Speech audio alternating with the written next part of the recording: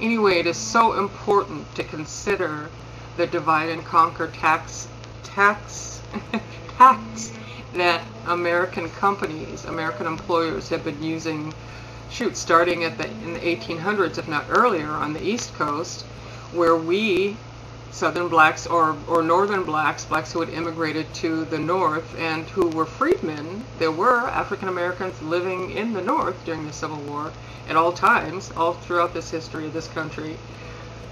We were used to break the strikes of the Irish workers. When the Irish were striking, trying to get better wages, they would pit us against them to break their strikes. And here on the West Coast, Mexicans were used to break, Mexicans who'd been here for thousands of years were used to break the Italian strikes. It took the amazing strength, intelligence, foresight, and love of justice in Cesar Chavez to unite the Mexican and Filipino community, to say no to that divide and conquer stuff, and to work for all immigrant farm workers' rights by working together. He just blew that divide and conquer stuff out the water. The only time the races in this country really have ever gotten along is when we've joined together to fight for better wages for all of us. Many of the American contractors that hire undocumented workers for less pay and without, and for tax-free, without payroll tax, without workers' comp, medical coverage, are lining their pockets and are the ones who are ruining this company. And I say many because not all of them are doing it to line their pockets. There are some small businesses who do it because they can't afford payroll taxes, they can't afford medical coverage. But some of them can, and those are the people we need to bust. We need to either change the laws that make it difficult for small businesses, small contractors to survive, or actually, I think there is an alternative. I mean, either way, we've got to stop. It's illegal right now to hire undocumented workers, and it's done every day in plain sight. We've got to make a change. Either, like I said, change the law or make some changes in our own attitude.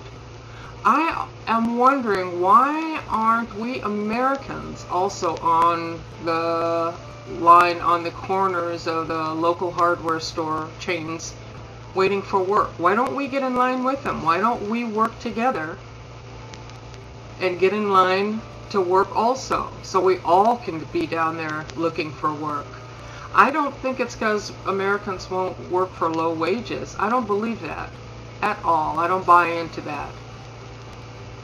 But hey, check it out.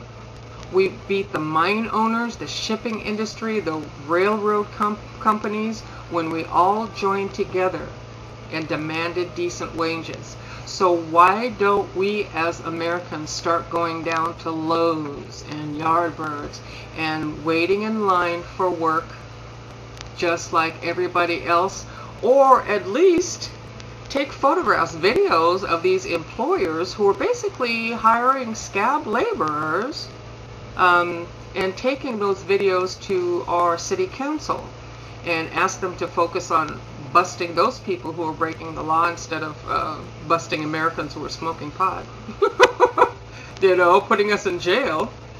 But get us working. We've got to hold those big money companies, those guys, the contractors that are making bucks off this situation. They need to be held accountable, and we're the only ones who can do it, because obviously our city isn't going to do it.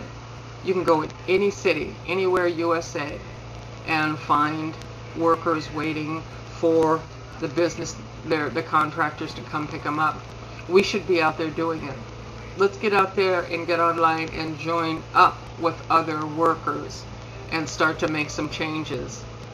They say that the definition of insanity is doing the same thing over and over again and expecting a different result. How many years have we allowed this same old divide and conquer technique to keep us from unifying? When are we going to realize that this is a class issue?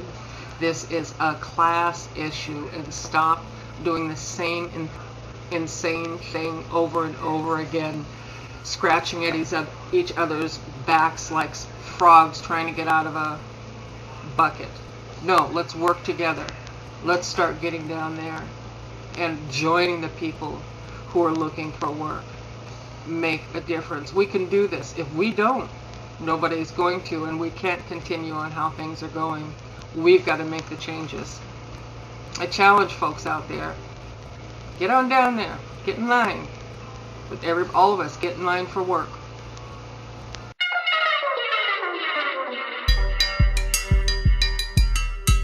California.